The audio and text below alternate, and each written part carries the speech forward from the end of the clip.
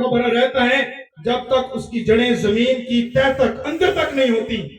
जब उसकी जड़ें जमीन की तह तक अंदर तक होती हैं तो वो मजबूत रहता है और खड़ा रहता है।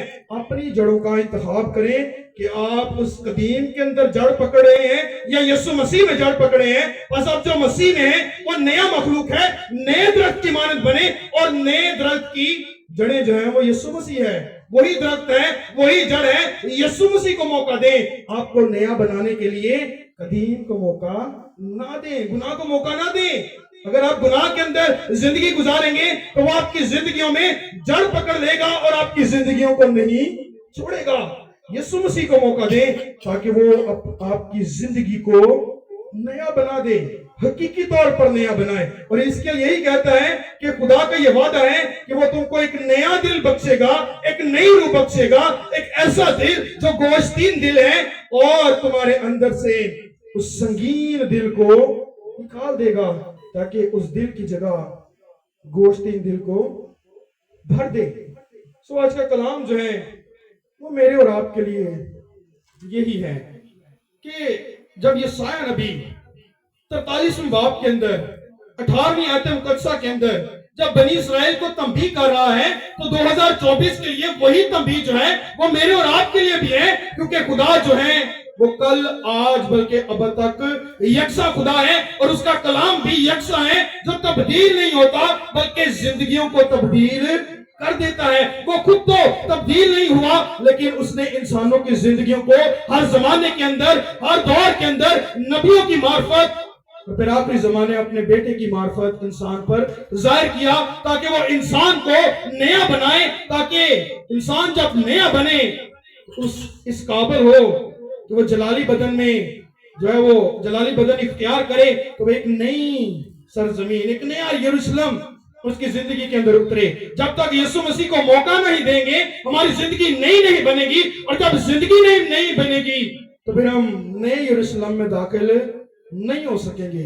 जब तक अच्छे और नए लिबास नहीं होंगे हम नए यरूशलेम में दाखिल नहीं हो सकते, क्योंकि खुदा जो है वो पाकीज़गी का खुदा है। वो पाकीज़गी को पसंद करता है, वो पाक दिलों को पसंद करता है, वो नए दिलों को पसंद करता है, वो नई इंसानियत को पसंद करता है, ताकि नया इंसान जब बने तो उसका नूर उसके अंदर चमकता रहे और नूर के वसीले से बाकी लोग भी नूर में जिंदगी गुजारे। उसने मुझे और आपको नूर दिया है, नूर से नवाजा है, वो नूरों का बाप है और बाप होने की हैसियत से यही नूर जो है, यही नई जिंदगी जो है विरासत में मुझे और आपको मिली है। क्योंकि बाप की जो विरासत है वो बच्चों को मिलती है और दुनिया के एतबार से बाप जो अपने बच्चों के लिए अच्छी जमीन छोड़कर जाता है, उसके पास जो है जो कुछ होता है वो बच्चों का होता है। तो हमारा आसमानी बाप जो सारी दुनिया का खालिक और मालिक है, जिसे हम नया भी कहते हैं, जिसे हम कुदरत वाला भी कहते हैं, जिसे हम नूर वाला भी कहते हैं,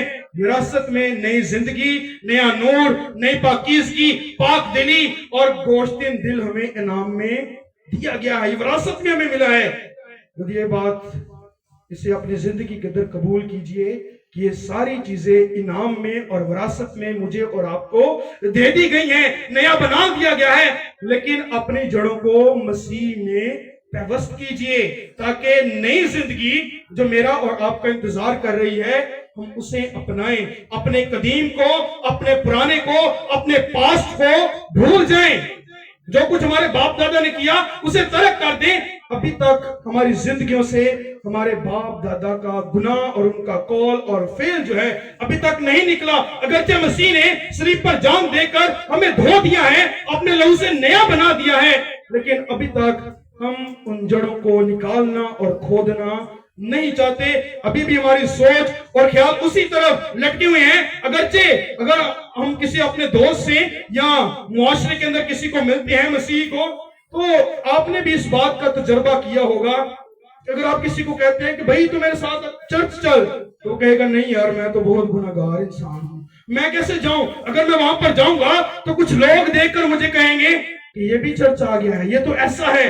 हमारे अंदर अभी भी वो कदीम जो है वो जड़ के साथ بیٹھ گیا ہے. ہم قدیم کو نکالنا ہی نہیں چاہتے. ہم اس بات کو ترک کر دیتے ہیں کہ جس طرح خدا نے بنی اسرائیل کو ملک مصر میں سے آزادی دلوائی تھی، اسی نے اپنے بیٹے کے وسیلے سے مجھے اور آپ کو نیا بنا دیا ہے. ہمارے گناہوں کو دھو کر پاک اور صاف کر دیا ہے. ابھی بھی ہم اپنے آپ کو گناہ کار کہتے ہیں، ابھی بھی ہم اپنے آپ کو گناہوں سے بھرا ہوا کہتے ہیں اور گناہ آلودہ کہتے ہیں.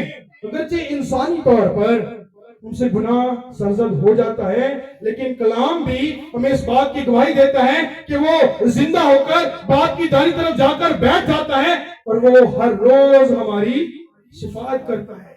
تو جب وہ ہر روز ہماری شفاعت کرتا ہے، جب وہ ہر روز ہمیں نیا بناتا ہے، جب وہ ہر روز اپنے لہو سے ہمیں دھو کر پاک اور صاف کرتا ہے، تو پھر ہم آج بھی کیوں اپنی زبانوں سے کہتے ہیں کہ ہم گنہگار ہیں؟ تو پھر نہ تو ہماری زندگیوں سے قدیم نکلے گا اور نہ ہی ہماری زندگی جو ہے وہ نئی بنے گی. اپنی زندگی کو نیا بنائیے اور یسوع کو اپنی زندگی کے اندر کلی طور پر موقع دیجئے، اسے قبول کیجئے تاکہ وہ مجھے اور آپ کو نیا دل بخشے اور گوشتین دل جو ہے وہ انعام میں دے دے.